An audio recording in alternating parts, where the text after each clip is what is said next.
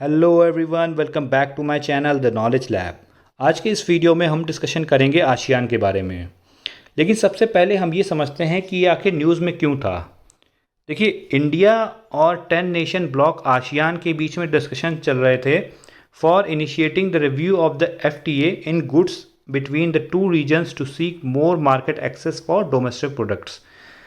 India और जो 10 nation block है आसियान, उसके उनके कंट्रीज़ के बीच में, उन कंट्रीज़ और इंडिया के बीच में डिस्कशन चल रहा था for initiating the review of the FTA यानी कि फ्री ट्रेड एग्रीमेंट को रिव्यू करना था, ताकि दोनों रीजन्स में ज़्यादा से ज़्यादा मार्केट को एक्सेस किया जा सके डोमेस्टिक प्रोडक्ट्स के लिए। ठीक है, आगे बात करें तो हम सबसे पहले समझते हैं ये आखिर फ्री ट्रेड एग्रीमेंट होता क्या है। देखिए, फ्री ट्रेड एग्रीमेंट एक प्रकार का पैक्ट होता है बिटवीन टू और मोर नेशंस, दो या दो से अधिक नेशंस के बीच ये एक पैक्ट होता है to reduce barriers in import and export among them. यानी कि जो इम्पोर्ट एक्सपोर्ट बैरियर्स होते हैं उनको कम करने के लिए ये एक पैक्ट होता है, एक एग्रीमेंट होता है दो से अधिक नेशंस के बीच में।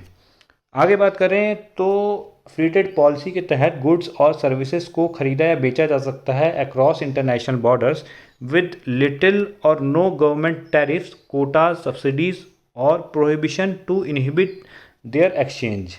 यानी कि थोड़े या ज़ीरो गवर्नमेंट टैरिफ्स, कोटाज या सब्सिडीज़, या इसके अलावा किसी भी प्रकार के आदान प्रदान पे प्रतिबंध को भी इसमें हटाया जा सकता है।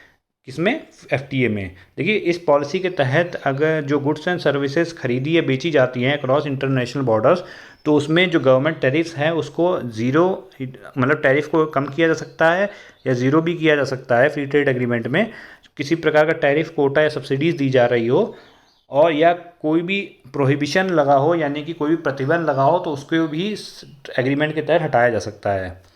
इसके अलावा इस कॉन्सेप्ट की बात करें तो ये जो फ्री ट्रेड का जो कॉन्सेप्ट है, ये प्रोटेक्शनिज्म और इकोनॉमिक आइसोलेशनिज्म के बिल्कुल विपरीत है, यानी बिल्कुल अपोजिट है। आगे समझते हैं अब हम आसियान के बारे में। आसियान क्या चीज़ है?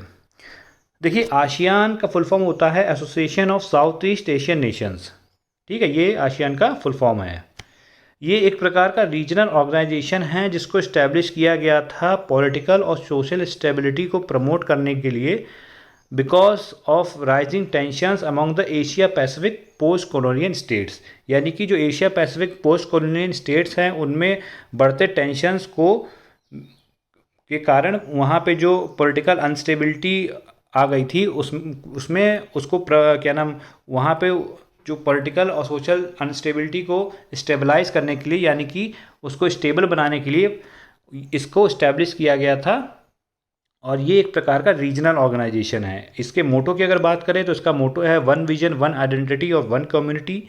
इसके अलावा इसका जो सेक्रेटरीट है वो इंडोनेशिया जकार्ता में है। और इस्टेब्लिशमेंट की अगर बात करते हैं तो आसियान को इस्टेब्लिश किया गया था 1967 में with the signing off the ASEAN declaration, जिसको बैंकॉक डिक्लेरेशन भी कहा जाता है। और ये डिक्लेरेशन साइन किया था बाय द फाउंडिंग फादर्स। कौन थे आसियान के फाउंडिंग फादर्स? तो वो थे आपके इंडोनेशिया, मलेशिया, फिलीपींस, सिंगापुर और थाईलैंड। अभी प्रेजेंट में मेंबर जो स्टेट्स हैं वो टोटल 10 हैं। 10 मेंबर्स कौन कौन से हैं? Bruny, Cambodia, Indonesia, Laos, Malaysia, Myanmar, Philippines, Singapore, Thailand और वियतनाम। एक इम्पॉर्टेंट पॉइंट नोट करने वाला ये है कि इंडिया आसियान का मेंबर नहीं है। ठीक है, इंडिया जो है वो इंडिया आसियान का मेंबर नहीं है। ठीक है, इंडिया आसियान का मेंबर नहीं है आसियान का। तो ये आप ध्यान रखिएगा, क्योंकि कई बार मैच द फॉलोइंग में पूछ सकता है कि कौन कौन से कंट्रीज़ इसके मेंबर हैं आसियान के। तो अगर उसमें इंडिया ऑप्शन में दिया होगा, अगर आपने इंडिया को टिक कर दिया तो वो आंसर आपका गलत हो जाएगा। ठीक है, तो आपको ये ध्यान रखना है। आगे बढ़ते हैं, समझते हैं कि आसियान का इंडिया के लिए क्या महत्व है, क्या सिग्निफिकेंस है। तो देखिए, लद्दाख जो स्टैंड ऑफ था इंडिया और चाइना के बीच में, जो लद्दाख स्टैंड ऑफ था उसमें क्या हुआ था बेसिकली, लद्दाख स्टैंड ऑफ सहित चीन द्वारा आक्रामक कदम उठाने की पृष्ठभूमि के खिलाफ भारत ने आसियान को भारत की एक्ट ईस्ट पॉलिसी के सेंटर में रखा और माना कि इस क्षेत्र में सभी के लिए सुरक्षा और विकास के लिए एकजुट और उत्तरदायी आसियान है वो काफ़ी ज़रूरी है। इसके अलावा आसियान हमारे लिए ज़रूरी है for the success of the Sagar vision. Sagar मतलब कि सिक्योरिटीज़ एंड ग्रोथ फॉर और इन द रीजन। इसके अलावा ये क्षेत्र कोविड-19 के बाद आर्थिक सुधार के लिए, सप्लाई चेन्स के डाइवर्सिफिकेशन यानी कि विविधीकरण, और रेजिलियंस यानी कि लचीलेपन के लिए भी काफ़ी इम्पॉर्टेंट है। इसके अलावा इंडिया जो है फोर्थ लार्जेस्ट ट्रेडिंग पार्टनर है आसियान का, विद अबाउट 86.9 बिलियन ट्रेड होता है आसियान कंट्रीज़ और इंडिया के बीच में। दोस्तों एक बार हम रिवाइज कर लेते हैं आज हमने क्या क्या डिस्कस किया। हमने डिस्कस किया कि आसियान सबसे पहले न्यूज़ में क्यों था। वो इसलिए था क्योंकि इंडिया और 10 ब्लॉक जो नेशन हैं आसियान हैं उनके कंट्रीज़ के बीच में एक डिस्कशन चल रहा था for initiating the review of the FTA यानी कि free trade agreement in goods between two regions to seek more market access for domestic product. यानी कि दोनों पार्टीज़ के बीच में डिस्कशन करने का जो मेन पर्पस था वो गुड्स में FTA को रिव्यू करना था ताकि दोनों रीजन्स में ज़्यादा से ज़्यादा मार्केट को एक्सेस किया जा सके डोमेस्टिक प्रोडक्ट्स के लिए। इसके बाद हमने डिस्कस किया FTA के बारे में। FTA क्या होता है, हमने ये समझा कि ये एक प्रकार का पैक्ट है दो से ज़्यादा नेशंस के बीच में, ताकि इंपोर्ट एक्सपोर्ट बैरियर्स को कम किया जा सके। इसके अलावा हमने ये समझा कि फ्री ट्रेड पॉलिसी के तहत गुड्स और सर्विसेज को ख़रीदा या बेचा जा सकता है अक्रॉस इंटरनेशनल बॉर्डर्स। कैसे टैरिफ को कम करके गवर्नमेंट टैरिफ को कम किया जा सकता है, ज़ीरो किया जा सकता है। टैरिफ कोटा या किसी प्रकार की सब्सिडी हो तो उसको भी कम किया जा सकता है। इसके अलावा हमने समझा जो कॉन्सेप्ट है फ्री ट्रेड का, ये बिल्कुल ही विपरीत है ट्रेड प्रोटेक्शनिज्म और इकोनॉमिक आइसोलेशनिज्म के, बिल्कुल ही विपरीत है फ्री ट्रेड का कॉन्सेप्ट। इसके बाद हमने आसियान के बारे में डिस्कशन किया। आसियान का फुल फॉर्म होता है association of south east Asian Nations. ये एक रीजनल ऑर्गेनाइजेशन है जिसको इस्टेब्लिश किया गया था पॉलिटिकल और सोशल स्टेबिलिटी को प्रमोट करने के लिए। कहाँ? एशिया पैसिफिक पोस्ट कॉलोनियल जो स्टेट्स हैं वहाँ बढ़ते टेंशन्स को कम करने के लिए और पॉलिटिकल और सोशल स्टेबिलिटी को प्रमोट करने के लिए इसको इस्टेब्लिश किया गया था। इसके अलावा आसियान का मोटो है वन विजन वन आइडेंटिटी और वन कम्युनिटी। इसका सेक्रेटरीट इंडोनेशिया जकार्ता में है। इसके अलावा हमने डिस्कस किया था कि इसको इस्टेब्लिश किया गया था 1967 में by signing the ASEAN declaration, जिसको बैंकॉक डिक्लेरेशन भी कहा जाता है। और ये किसने साइन किया था? तो आसियान के फाउंडिंग फादर्स ने साइन किया था।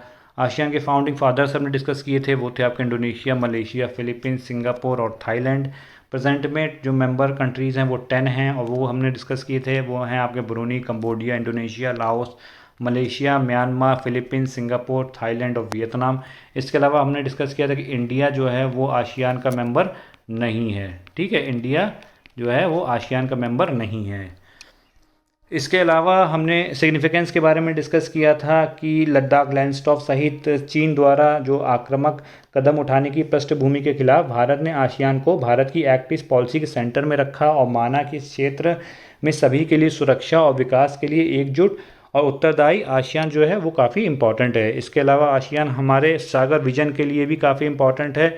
इसके अलावा ये रीजन कोविड-19 के बाद आर्थिक सुधार के लिए, सप्लाई चेन्स के डाइवर्सिफिकेशन यानी कि विविधीकरण और रेजिलियंस के लिए भी काफ़ी इम्पॉर्टेंट है। और जो आसियान की कंट्रीज़ हैं, इंडिया जो है वो लार्जेस्ट ट्रेडिंग पार्टनर है, फोर्थ लार्जेस्ट ट्रेडिंग पार्टनर है विद 86.9 बिलियन डॉलर का ट्रेड होता है इंडिया और आसियान कंट्रीज़ में। ये चीज़ हमने यहाँ पे डिस्कस करी थी।